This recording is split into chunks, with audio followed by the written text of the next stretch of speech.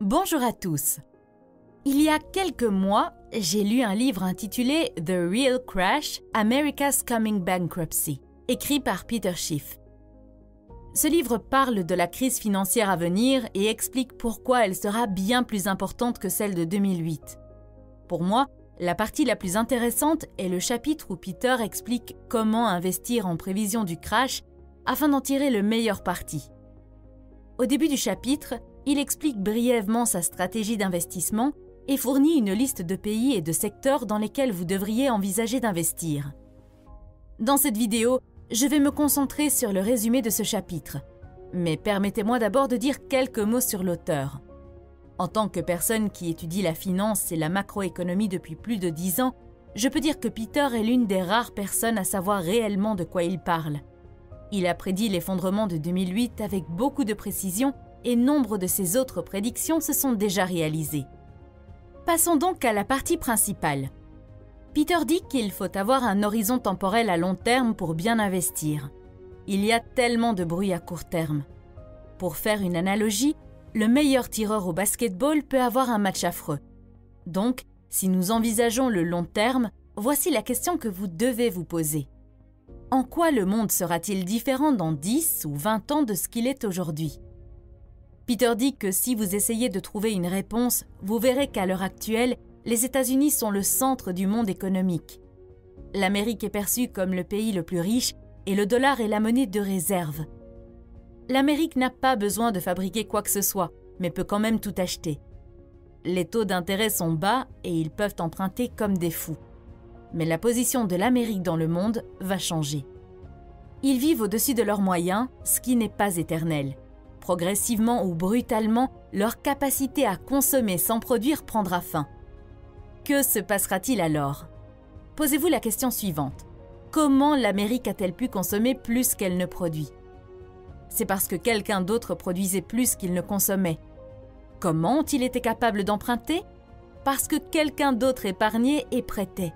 En d'autres termes, les Américains ne peuvent vivre au-dessus de leurs moyens que parce que de nombreux pays sont prêts à vivre en dessous de leurs moyens. Ainsi, ailleurs dans le monde, il y a plus de prêteurs que d'emprunteurs, et il y a une demande refoulée et une production excédentaire. À l'avenir, ces économies connaîtront une hausse de la demande, tandis que l'Amérique verra la demande chuter. Peter dit « Vous voulez être investi dans des entreprises dont les clients seront plus riches à l'avenir. Vous voulez investir aujourd'hui là où les gens épargnent et produisent, de sorte que demain, lorsqu'ils seront prêts à dépenser, vous recevrez une partie de cet argent. » L'Américain typique se noie dans les dettes. L'Asiatique typique flotte sur une mer d'épargne. Voici un exemple. 90% des voitures en Chine sont achetées en liquide. Aux États-Unis, 85% des voitures sont achetées avec un prêt automobile. Pensez à ce que cela signifie pour les futurs consommateurs des deux pays. Non seulement les acheteurs chinois d'aujourd'hui peuvent se permettre d'acheter leur voiture, mais demain, ils pourront l'échanger contre une plus récente sans rien devoir. Le résultat final est le suivant. Le pouvoir d'achat est en train de changer et il est judicieux d'investir dans les entreprises et les pays qui profiteront de ce changement. Il s'agira principalement d'entreprises étrangères. Bien sûr, de nombreuses entreprises étrangères vendent aux États-Unis. Ce ne sont pas les entreprises dont je parle. Je parle principalement des entreprises qui vendent aux pays en développement comme la Chine et l'Inde.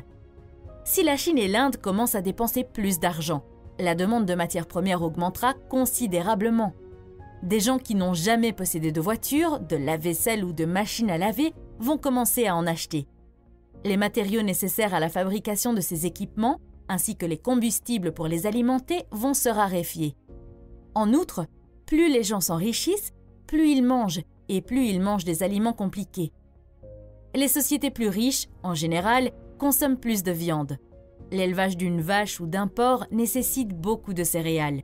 Vous mangez plus de maïs lorsque vous mangez un steak que lorsque vous mangez directement le maïs. Par conséquent, les ressources naturelles, les industries manufacturières et agricoles vont connaître une forte croissance. À ce stade, je suis sûre que vous souhaitez savoir dans quel pays Peter pense qu'il vaut la peine d'investir. Avant de vous donner la liste, laissez-moi vous dire que Peter ne choisit pas seulement les pays en fonction d'un ou deux facteurs. Il étudie leur politique monétaire, leur réglementation, leurs taxes, leur stabilité politique, leurs ressources naturelles et bien d'autres choses encore. La liste des pays que Peter recommandait d'investir avant le crash de 2008 n'a pas changé aujourd'hui. Ce qu'il recommandait à l'époque est resté à peu près le même. Voici donc la liste. Chine. Je suis sûr que certaines personnes se demandent comment Peter peut nous conseiller d'investir dans un pays communiste comme la Chine. Eh bien, tout d'abord, vous devez comprendre qu'aucun pays n'est parfaitement libre. Si vous cherchez un endroit où la richesse peut être créée et développée, cherchez l'économie la plus libre. Lorsque vous évaluez les pays sur cette base, n'oubliez pas qu'il existe une différence entre la liberté politique et la liberté économique. Le capitalisme et la démocratie ne sont pas la même chose. Pensez aux États-Unis au XIXe siècle. Ils étaient beaucoup moins démocratiques. Les femmes ne pouvaient pas voter. Des tests d'alphabétisation et plusieurs autres exigences empêchaient de nombreuses personnes de voter. Les sénateurs étaient choisis par les législateurs des États plutôt que par une élection populaire. Alors que l'Amérique était beaucoup moins démocratique, l'économie était beaucoup plus libre. Elle était moins réglementée, moins subventionnée et moins renflouée. Les impôts ne représentaient qu'une infime partie de ce qu'ils sont aujourd'hui. De même, la Chine n'est pas un pays libre sur le plan politique. Les dissidents sont emprisonnés et l'Internet est censuré. Mais la Chine n'est plus une économie planifiée contrôlée par l'État ou le Parti communiste. À bien des égards, son économie est plus libre que celle de l'Amérique. Le PDG de Coca-Cola, Muhtar Kent, a déclaré au Financial Times en septembre 2011 qu'à bien des égards, il est plus facile de faire des affaires en Chine qu'aux États-Unis. Norvège. Peter appelle la Norvège « mon secret européen ». Comme la Suisse, la Norvège a conservé sa monnaie, la couronne. Le pays est également un exportateur de pétrole de premier plan et regorge de poissons, de forêts et de minéraux. Être en Europe et dépendre de l'Europe pour ses exportations est un handicap. Mais lorsque vous vendez du carburant et d'autres ressources naturelles, le marché concerné est mondial, de sorte que la Norvège devrait être en mesure de s'adapter si l'Europe chute. De plus, ayant appris de première main les problèmes de l'État-providence, le pendule politique est en train de se déplacer dans la direction opposée. Les Pays-Bas. Vous savez peut-être que les États-Unis sont le premier exportateur agricole du monde et que la France est le deuxième. Vous ne saviez probablement pas que les Pays-Bas occupent la troisième place. Autre surprise, le champ de gaz naturel de Groningen, aux Pays-Bas, est le plus grand d'Europe. Les Pays-Bas ont une économie stable et sont un partenaire commercial actif, affichant un excédent commercial. Suisse. Si les États-Unis sont le fils prodigue, la Suisse est le frère qui est resté fidèle à ses racines. Les Suisses adhèrent toujours à de nombreux principes sur lesquels la Suisse et les États-Unis ont été fondés, notamment le fédéralisme et la nécessité de ne pas s'engager dans des alliances complexes. La Suisse n'a jamais rejoint l'Union européenne et n'a pas adopté l'euro.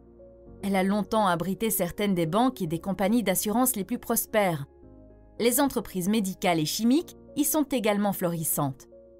Située au milieu de l'Europe, la Suisse est soumise à certaines des turbulences du continent, mais sa farouche indépendance en fait une sorte d'oasis. Il est beaucoup plus facile de faire des affaires en Suisse que dans l'Union européenne. Canada. Fabrication, exploitation minière, forage, extraction et exploitation forestière, le Canada fait tout cela. Si l'on regarde les chiffres de la croissance économique du Canada, on pourrait croire qu'il s'agit d'un pays en développement qui connaît une croissance rapide. Le système bancaire du pays repose également sur des bases beaucoup plus solides que le système américain. La faiblesse du Canada est qu'il dépend beaucoup de son grand frère du Sud, les États-Unis. Toutefois, à mesure que le commerce avec les USA ralentit, le commerce avec d'autres économies en développement se développe pour combler le vide. Nouvelle-Zélande. Cette petite nation du Pacifique a un énorme potentiel de croissance. Passant progressivement de l'agriculture à la fabrication, la Nouvelle-Zélande cherche à conclure des accords de libre-échange dans le monde entier. En 2008, l'accord de libre-échange entre la Nouvelle-Zélande et la Chine est devenu le premier accord de libre-échange de la Chine avec un pays développé. Hong Kong. Modèle de capitalisme, Hong Kong a un faible taux d'imposition et une faible réglementation, ce qui en fait la Mecque des entreprises en Asie. La bourse de Hong Kong est la 5e plus grande du monde. Ce petit bout de terre en Chine est politiquement une créature étrange. Elle est sous domination chinoise mais sa constitution stipule que Hong Kong aura une économie capitaliste. Cela explique en partie l'explosion de la richesse et l'empressement des entreprises à y installer leur siège. Sans surprise, la moitié des exportations de Hong Kong sont destinées à la Chine. Singapour a sans doute l'économie la plus libre du monde, ce qui explique en partie pourquoi les Singapouriens s'enrichissent. Depuis 2000, le PIB de Singapour a plus que doublé et il ne montre aucun signe de ralentissement. Le pays est au plein emploi et les Singapouriens ont un taux d'épargne personnelle élevé. Mais si Singapour est le plus prometteur, ce n'est pas en raison de la richesse de sa population, mais parce que, comme l'Australie, Singapour vend dans une région du monde en plein essor. Australie. L'Australie est comme une meilleure version des USA. La plupart de leurs exportations vont vers l'Asie. Ainsi, pendant que les Américains paniquaient et perdaient leurs maisons, les Chinois achetaient et donc l'Australie vendait. L'énorme réserve de gaz naturel de l'Australie est une autre clé. Le pays n'est pas aussi sensible au choc des prix du pétrole ou aux perturbations des livraisons de carburant. Le gouvernement a obligé les agences gouvernementales à réduire de 1,25 à 1,50 leur coût d'exploitation, ce qui n'est pas énorme, mais la plupart des pays vont dans la direction opposée. Maintenant, vous pourriez dire « Ok, ces pays semblent bons pour investir, mais comment dois-je créer un portefeuille ?» L'auteur pense que tous les portefeuilles d'investissement doivent être équilibrés. Imaginez un tabouret avec 3 pieds. S'il en manque un, l'ensemble est instable. La stratégie de Peter est un tabouret avec 3 pieds solides. 1. Des actions étrangères de qualité, versant des dividendes dans les bons secteurs. 2. Des liquidités et des investissements stables, comme des liquidités et des obligations étrangères. 3. L'or et les actions de mine d'or. Parlons d'abord du premier pilier, à savoir les actions de qualité versant des dividendes. Selon l'auteur, la meilleure raison d'acheter des actions n'est pas simplement parce que vous pensez qu'elles vont prendre de la valeur, c'est de la spéculation, mais parce qu'elles versent des dividendes. Les actions qui versent des dividendes sont de véritables investissements, car elles vous paient pour les posséder. Même si vous n'avez pas besoin du revenu maintenant, les dividendes sont excellents, car vous pouvez les réinvestir. Cela fait croître votre portefeuille, même si le cours de l'action reste stable. Puis, une fois à la retraite, vous commencez à vivre des dividendes, peut-être même sans jamais avoir à puiser dans le capital. L'auteur rejette la stratégie des actions que la plupart des professionnels conseillent. Ils disent « Vous êtes jeune, faites des investissements risqués dans des actions et vendez-les plus tard lorsque leur prix sera plus élevé. » S'il n'y a pas de dividendes, cela ressemble beaucoup à une chaîne de Ponzi. Personne n'achète ces actions dans l'espoir d'être payé. Ils achètent dans l'espoir que quelqu'un sera prêt à payer un prix plus élevé plus tard. C'est ce qu'on appelle la théorie du plus idiot. Lorsqu'il s'agit de constituer un portefeuille d'actions, Peter se concentre sur 4 éléments: les pays, les devises, les secteurs et les actions individuelles, dans cet ordre. C'est ce que la communauté des investisseurs appelle une approche descendante. Tout d'abord, décidez des pays dans lesquels vous souhaitez investir. Ensuite, décidez quelle monnaie offre les meilleures chances de conserver leur valeur et enfin, choisissez les secteurs et les actions individuelles dans ce secteur. Souvent, les meilleurs pays ont aussi les meilleures monnaies, mais il ne faut pas oublier que même si une entreprise est située dans un pays que vous aimez, elle peut tirer la plupart de ses revenus dans une monnaie que vous n'aimez pas. Par exemple, vous aimez peut-être l'Australie. Mais que faire si la société australienne que vous achetez tire la majeure partie de ses revenus du Royaume-Uni et que vous n'aimez pas la livre? Vous pouvez cependant ne pas aimer l'euro et être enclin à éviter l'Allemagne pour cette raison. Cependant, vous risquez de passer à côté d'une excellente société allemande qui vend sur le marché chinois. Le deuxième volet doit contenir des obligations et des devises étrangères. Le franc suisse et le dollar australien sont les favoris de Peter. Il est toujours à la recherche de devises étrangères à détenir, non pas pour spéculer sur les devises, mais pour disposer d'une réserve de richesse relativement sûre et liquide. D'abord, vous pouvez avoir une urgence, vous pouvez perdre votre emploi ou avoir un accident de voiture. Mais du point de vue de l'investissement, vous voulez des liquidités pour pouvoir profiter des opportunités qui se présentent.